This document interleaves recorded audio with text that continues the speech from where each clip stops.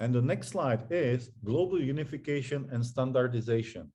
Now, I think with the tone of the dialogue that we just had and the things that we explained, we all understand that a fair system that delivers consistently fair results to all participating athletes requires unification. Same criteria being applied all the time for everyone and at all events, starting from the bottom, going to the top. How does this reflect on the, on the structure? What are we doing in this way, Luca? So Martin, as you briefly explained, translating into practical things. As a skater, as a team manager, you wanna travel the world, you wanna spend money, you wanna take chances. I don't want to spend money. I want to travel for free. you're gonna put yourself on the line at the other side of the globe, and you wanna know what you're gonna get. Yeah, so, I want to understand what you want to understand. You want to be able to plan. You want to be able to know what's going on with your performance at any given time. And we can only achieve this by creating a standard and creating a structure to deploy that standard. And this is what we are here for. And this is one of the major roles that World Skate as an international federation has to cover. Everything else, it's a plus, but providing the guarantee to national federations, skateboarders, their managers, to have a fair treatment and to have a fixed standard of judging, of good judging, every time they travel to a sanctioned event. That is our main goal and what we want to guarantee with this program that we are starting here today. That's great to hear, because I remember many times in the past that people were winning at their home turf, and then as soon as they crossed the border, they were lost. It was completely different. It was an unknown, uncharted territory for them, and they were faced with the new challenges, different criteria. Sometimes they didn't even understand the name of their trick. So I'm very happy to see and hear that this system will be applied all around the world, and this is the main goal. And also one of the requirements for the judges working to understand this and be able to contribute on the same level and participate and provide the results based on the same criteria. Okay, that's great, Luca. Also, if I can add, it's also a matter of equal chances and fair opportunities for everyone. So if I'm starting from a small country at the other side of the globe today, I know what is the system. I know what I have to learn. I know how I have to build up my competences in order to become an Olympic judge. That's great. And also, like, when you think of it, I also know as a skater, when I see my results and I'm able to compare them with the results of my heroes or the role models that I look up to in skateboarding, where I stand. And I believe that this applies for the coaches, for the team managers, for the national team representatives. They understand the structure. They are able to project, plan, and kind of work with their team much better because it's understood on all levels and all sides the same way. So that's the goal for the global unification and standardization that we have been trying to apply.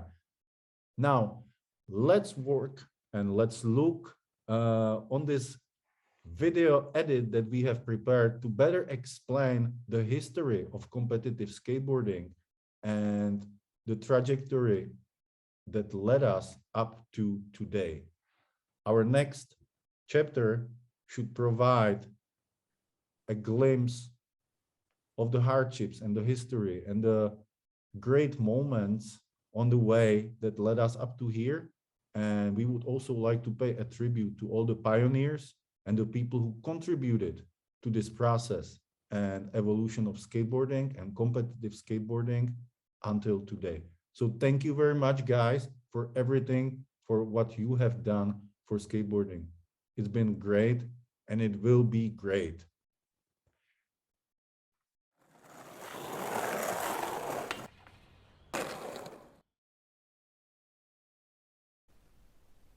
The history of competitive skateboarding is very rich and goes back more than 6 decades.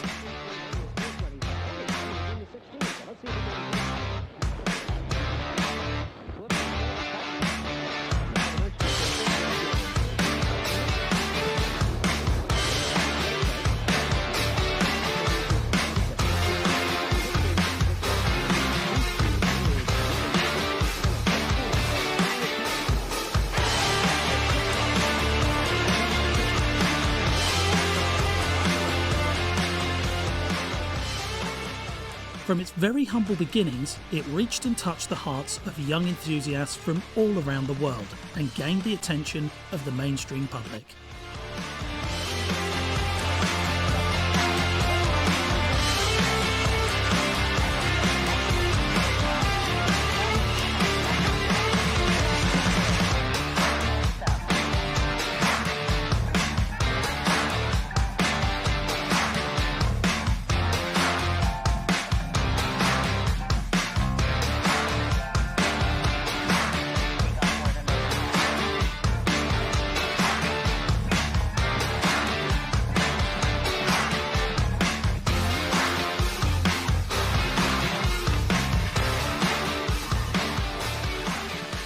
Skateboarding was something new and untamed. It offered something that many young people had been missing in other activities. An opportunity for individual expression, tolerance and boundless camaraderie. It had a soul that shaped it and created its own world around it.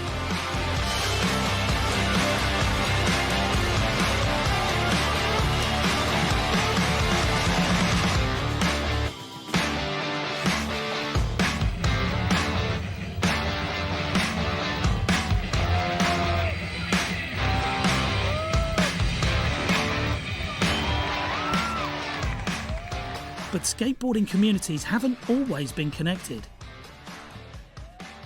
For a long time, they were developing independently and sometimes completely isolated.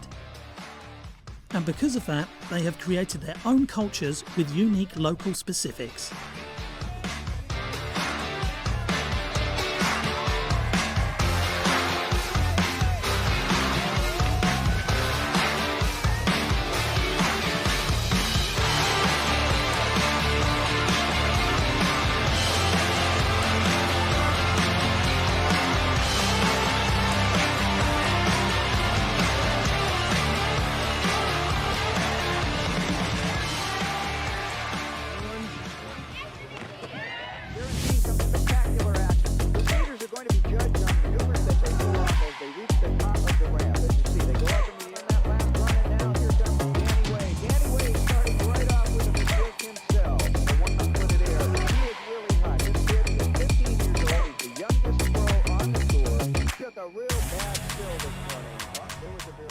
This was the reason behind many local names for tricks, stances or even obstacles, competition formats or scoring systems and criteria.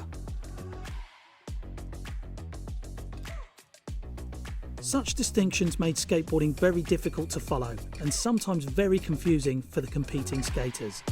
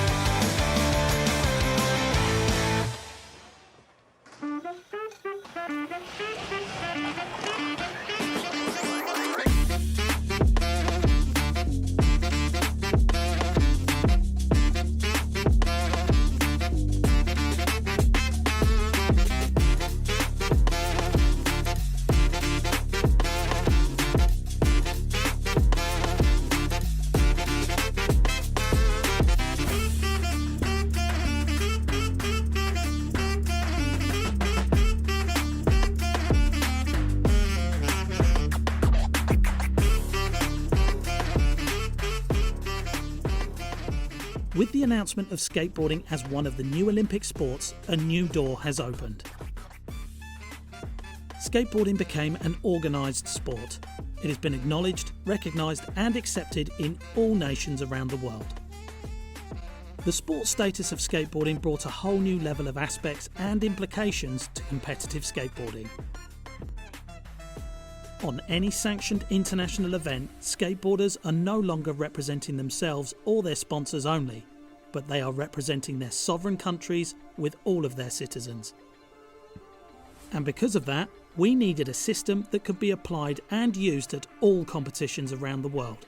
A system to provide fairness, clarity and transparency to everyone, everywhere and every time.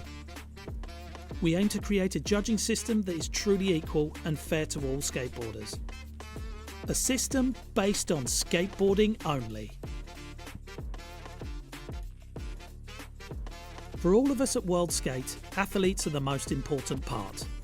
Therefore, we meet on a regular basis and we counsel in many areas of their professional expertise. And together we can reach our goals and keep the soul of skateboarding alive.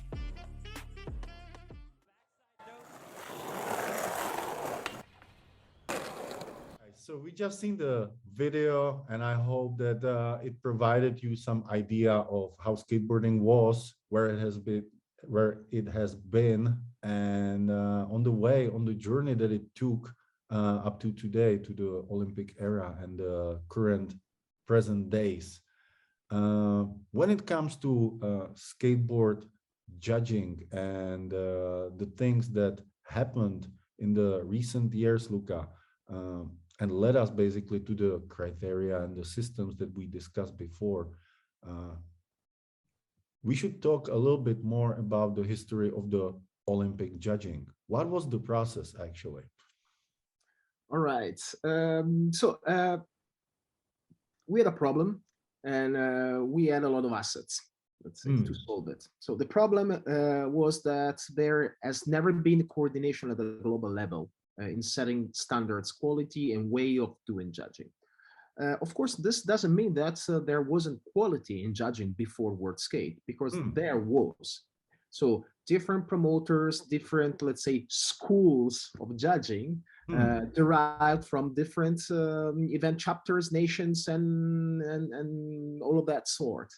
And so our first move toward setting up judging sector within the IF, it's to seek for those talents, qualities, and persons that have been judging at a great and high level in the past, and put them together in a room to start laying out the fundamentals of what everyone had consensus on regarding skateboard judging. So that was the first step, and that was the first time we convened the International Skateboarding Judging Commission. Okay, and I think this is a very important and historical moment, because it will later help to understand many other things when it comes to regulation. So let's switch to the next topic and talk a little bit about the history of the ISJC, how it was founded, what it represents. So our viewers, the aspiring judges, understand who is and who has been behind the regulations that they will study and practice.